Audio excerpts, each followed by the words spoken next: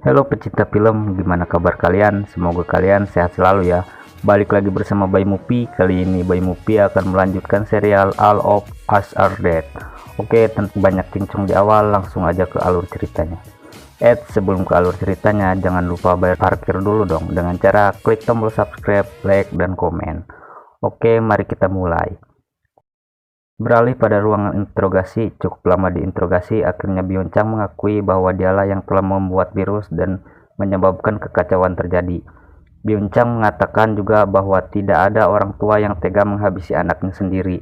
Sayang ketika detektif polisi bernama Jaid ini bertanya jenis virus apa yang dia buat, tiba-tiba rekannya memberitahu bahwa atasan mereka memerintahkan mereka berkumpul karena ada situasi darurat.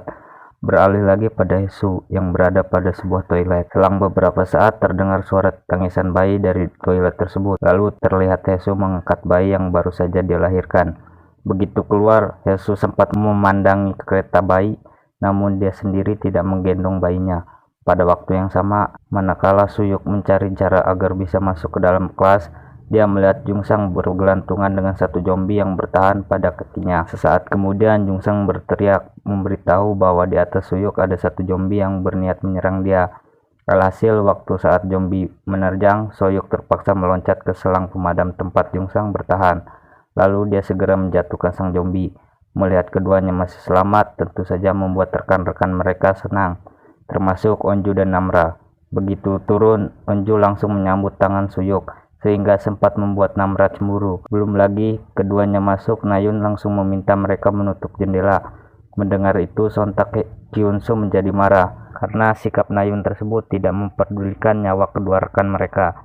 Sayang, alih-alih diam, Nayun justru mengatai Kyunsu sebagai pembansos, hingga membuat Kyunsu semakin marah. Melihat keributan ini, Sunhwa mencoba menghentikan mereka dan bertanya apa maksud dari kata pembansos.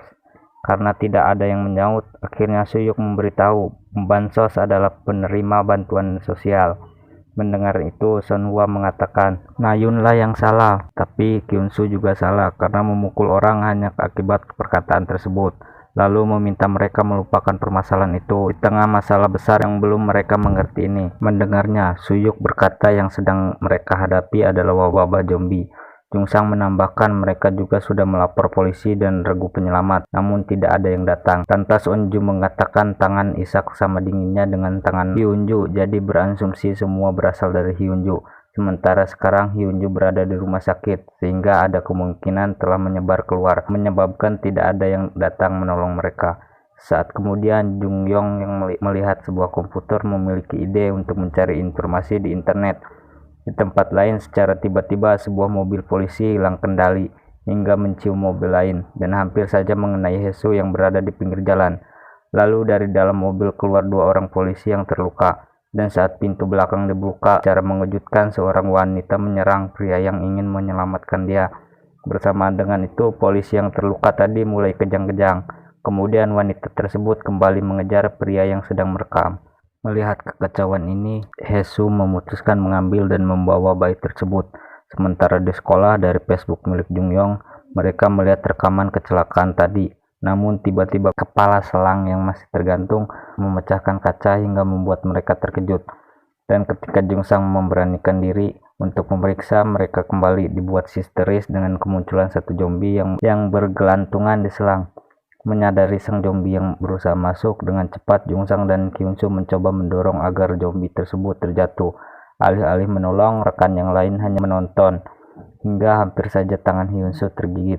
Namun melihat Jungsang yang ragu menyerang, maka Suyuk memutuskan menyerang sang zombie hingga tongkatnya sempat menghantam wajah Kyunsu. Parahnya, ternyata zombie tersebut masih bertahan dan terus berusaha masuk. Melihat itu, tanpa bisa berpikir lagi, Kyunsu langsung menghajar zombie tersebut menggunakan CPU.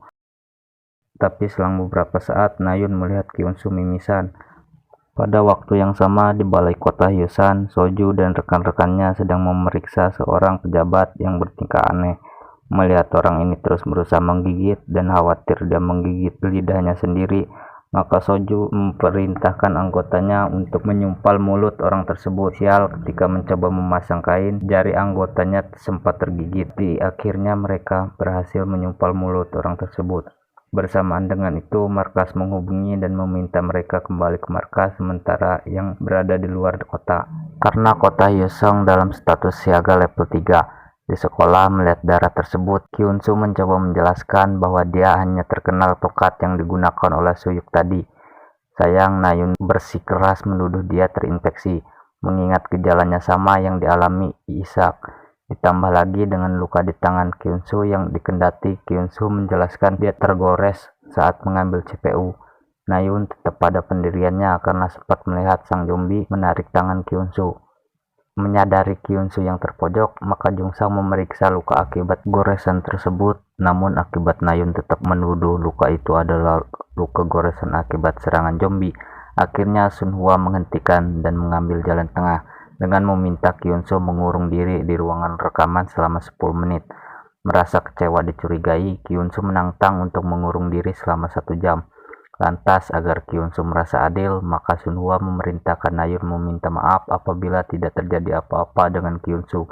Begitu Kyunsu masuk ke ruang rekaman, Nayun tiba-tiba melihat tongkat yang digunakan Suyuk tadi, sehingga terbesit suatu ide di benaknya. Pada waktu yang sama di dapur, Winam memerintahkan rekannya untuk mengambil pisau. Lantaran sang rekan menolak, Winam mendorong dia keluar. Akibat kegaduhan yang mereka buat, para zombie yang di dalam pun mendengar dan langsung menyerang, sehingga Winam berusaha menyelamatkan diri. Akibat terpojok, akhirnya Winam mengambil pisau untuk menyerang sang zombie.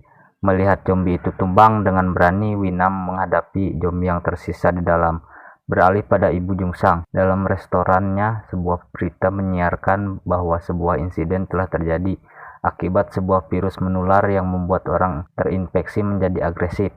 Mendengarnya, Ibu Jungsang segera menghubungi sekolah yang sudah dipenuhi zombie tersebut.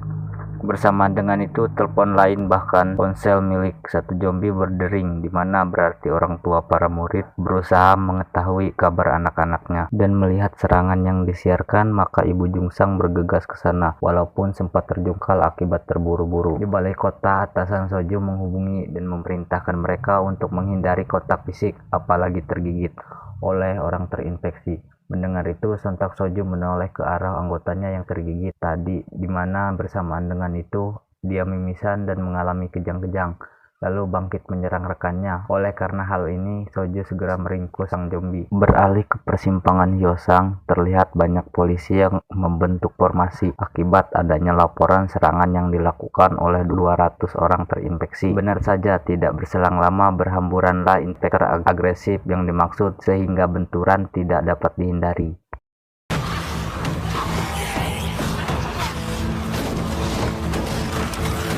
Sementara Ibu Jungsang yang berniat melintas terpaksa harus bersedia dialihkan dan mengambil jalan tikus untuk menuju ke sekolah. Sial, secara mengejutkan Hesu muncul sehingga Ibu Jungsang berusaha menghindar dan menjungkal untuk kedua kalinya. Melihat Hesu yang berseragam sama, maka Ibu Jungsang mencoba bertanya. Sayang, Hesu langsung berlalu. Bersamaan dengan itu, para zombie berdatangan sehingga dengan kuat tenaga Ibu Jungsang menyelamatkan diri. Di tempat lain, Jungsang memberitahu Sunhwa bahwa Kyunsu sudah berada di ruangan rekaman selama 30 menit. Mendengarnya, Sunhwa memutuskan masuk untuk mengajak Kyunsu keluar. Namun setelah kembali, Sunhwa mengatakan Kyunsu baru mau keluar setelah 1 jam. Alhasil, Jungsang berniat membujuk dia, tapi seorang siswi bernama Kim Jimin berkata, Nayunlah yang seharusnya masuk membujuk karena telah merendahkan Kyunsu. Awalnya Nayun menolak, namun setelah Sunhwa membujuk, akhirnya dia bersedia masuk. Lantas di dalam, setelah memasukkan tangan ke saku, Nayun menarik tangan Kyunsu serta bertanya keadaan lukanya. Dari luar, yang lain tersenyum mengira sudah berbaikan. Tapi Namra yang melihat Nayun mengeluarkan sapu tangan merasa curiga. Di dalam, sembari mengusapkan sapu tangan Hyunju, Nayun justru kembali menghina dan berharap dia tidak akan pernah keluar dari ruangan ini lagi. Begitu Nayun keluar, rekan mereka langsung bertepuk tangan, mengira mereka sudah berbaikan. Namun tiba-tiba Kyunsu keluar dan berniat menyerang Nayun. Beberapa jam berlalu, Nayun tidak juga mengaku bersalah, dan benar saja Kyunsu mengalami mimisan. Bersamaan dengan itu, urat tangannya bermunculan, diikuti dengan pandangan yang berubah menjadi merah. Jungsang yang merasa yakin sahabatnya tidak tergigit, mencoba berkata dia tidak terinfeksi, tapi Kyunsu meminta dia menjauh. Saat kemudian gejala pun mulai terlihat. Oleh karenanya, Nayun segera melepaskan penghalang pintu dan memerintahkan Kyunsu untuk keluar. Tapi Sunhwa meminta Kyunsu kembali ke ruangan rekaman. Alhasil dalam keadaan sedih, Kyunsu yang tidak ingin rekan-rekannya kecewa dengan terseok-seok mencoba keluar, tapi di depan pintu tiba-tiba dia berhalusinasi rekan-rekannya menjadi zombie. Sejurus kemudian Kyunsu kejang-kejang dan berubah menjadi zombie, lalu mencoba menyerang dengan cepat dihalangi oleh Daesu. Tidak lama kemudian Kyunsu mendengar Jungsang yang menyiulkan lagu favorit mereka. Awalnya dia sempat terdiam, namun karena infeksi yang sudah menguasai, maka sang zombie berhamburan menerjang Jungsang yang langsung menghindar. Dari atas, Jungsang hanya bisa memandangi dengan sedih sahabatnya berlalu dengan zombie yang lain. Di tempat lain lagi terlihat Hesu yang menggendong bayinya menghindari para zombie yang ada di jalanan. Akibat tangannya yang sudah terluka, maka Hesu memutuskan masuk ke sebuah restoran. Setelah meletakkan bayi, Hesu mulai mengalami gejala. Oleh karena itu, dengan kesadaran yang tersisa, dia mengikat tangannya sendiri di pintu. Selang beberapa saat, Hesu berubah menjadi zombie, mencoba menyerang sang bayi. Pada waktu yang sama, seorang anggota dewan bernama Park bertanya kenapa helikopter tidak kunjung datang menjemput mereka, mengingat dia adalah sang penjabat negara. Namun Soju menjelaskan bahwa sesuai aturan, penyelamatan yang tua dan yang sakit kritis lebih diprioritaskan daripada orang berstatus, jadi meminta mereka untuk menunggu. Dari situ Soju mencoba menghubungi wali kelas sang anak. Lantaran tidak ada jawaban, maka dia mencoba menghubungi rekannya yang bertugas di sekolah tersebut. Sayang juga tidak ada jawaban. Di sekolahan, Nayun yang merasa benar kembali menyombongkan diri dan beranggapan dirinya telah menyelamatkan mereka semua. Mendengar bualan tersebut, dengan dingin Namra menghampiri Nayun dan berkata Nayunlah pelakunya. Kalimat ini bahkan diucapkan berulang-ulang tanpa menyebut Kyunsu. Alhasil, Nayun yang terpancing mengatakan dia tidak membuat Kyunsu berubah. Mendengar itu, mereka mulai curiga kepada Nayun. Lalu Namra menjelaskan bahwa dia melihat Nayun mengoleskan sapu tangannya pada tongkat yang berlumuran darah zombie, di mana kemudian Nayun gunakan untuk mengusapnya ke luka Kyunsu. Jadi Namra menegaskan Nayunlah pembunuh Kyunsu. Tapi Nayun yang mengaku darah di sapu tangan tersebut adalah darah Kyunsu, maka Namra meminta dia untuk mengusapkan sapu tangan tersebut ke lukanya sendiri, karena beranggapan Kyunsu baik-baik saja sebelum sarung tangan tersebut diusapkan, dimana artinya darah itu tidak terinfeksi. Merasa terpojok, akhirnya Nayun mengambil sapu tangan tersebut, tapi segera direbut oleh Sunhwa. Alhasil dengan kecewa, Nayun berkata, penerima bantuan sosial tersebut telah mendorong dia sehingga membuat orang kaya seperti dia merasa terhina, dan untuk itulah dia melakukannya. Tapi dia bersikeras tidak menghabisi Kyunsu karena menurutnya Kyunsu tidak mati, hanya berubah menjadi zombie. Melihat sikap Nayun ini, sontak Jungsang menjadi marah, dan dengan menahan emosi, Jungsang mengatakan Nayun adalah seorang pembunuh. Lantas dengan kecewa, Nayun kembali berkata, dia tidak membutuhkan orang-orang sialan seperti mereka.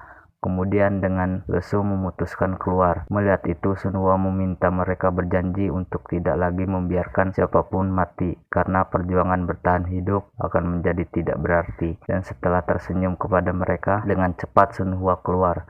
Sementara di luar, para zombie yang menyadari kehadiran Nayun mulai kembali aktif. Dalam keadaan putus asa ini, Nayun hanya pasrah begitu para zombie berhamburan ke arahnya, tapi tanpa diduga Sunhwa datang menariknya pergi.